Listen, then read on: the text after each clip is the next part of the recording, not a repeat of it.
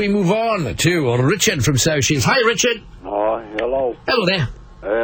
Yeah, I'll tell you what, as you know, about that thing about getting hard. Uh-huh. Aye. Do you know when you seen you were playing with your chest and that? Yeah, somebody was talking about it, and I found that I had my hand on one, yeah. Well, do you know, like, that sort of stuff? I had to stay away from it, you know, because God tells us. Because, do you know, when you start making yourself hard like that? Making yourself hard? Like nipples and things like that. Making your nipple hard? I don't think I was making... I was just actually holding the nipple. No, well... I was cradling it. I wasn't making it hard. I try not to make anything hard while I'm on air. No, well, sometimes... Otherwise, I find myself being pushed away from the desk. And then I'm over here. I have to do that with myself. Sometimes. You know, because I have to stay away from that being, because do you know when why do you have to avoid stiffness then? Well, rigor mortis sets in properly. You've got to be dead for rigor mortis to set in. No, you don't have to. Well, I think you do. No, well, if... Mortis means dead, doesn't it, you know? But if you're locked in, or locked out, or... Locked out of what? Well, God... speaks to me like through like me. Well, I speak to God anyway, and He says, "Stay away from rigor mortis." Sort of. Stay away from being dead is a good idea. You know, you can't argue with that. It's clever, good that one.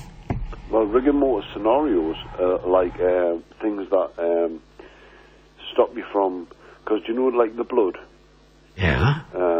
And all your blood vessels and that. Uh-huh. And I got a really bad warning before.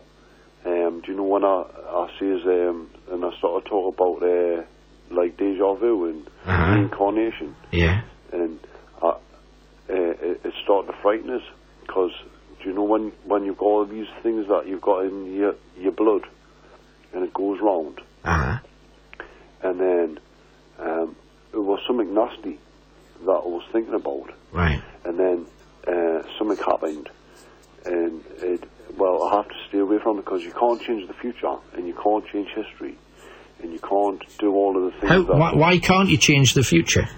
Well... Because you see, the future is in 10... Well, is it? In 10 seconds' time, I could decide to do something completely different, and then I'm changing history, aren't I? Well, if the future...